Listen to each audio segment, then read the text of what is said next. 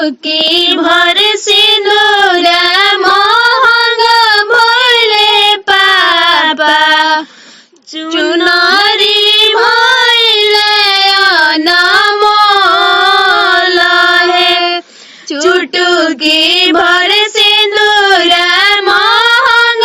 भइले पापा चुनरी भइले अनमोल हे एही रे सिंदूरवा के कारण पापा छूटेला नैहर मोर हे एही रे सिंदूरवा के कारण पापा छूटेला नैहर मोर हे एही जे देवेला धन सोनावा के देला हांगा पटोरा के जे देवेला धन सोनावा के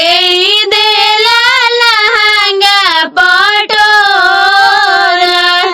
पापा जे देवेले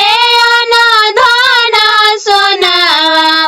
मम्मी देली लहंगा पटोरा चाचा जे देवेले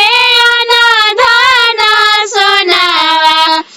चाची देली लहंगा पटोरा चाची देली लहंगा पटोरा भैया जे देवेले चढ़ने के करावा भाभी देली लहंगा के सेट है भैया जे देवेले चढ़ने के करावा भाभी देली लहंगा के सेट है चुटकी भर सिंदूरवा महंग भइले पापा चुनरी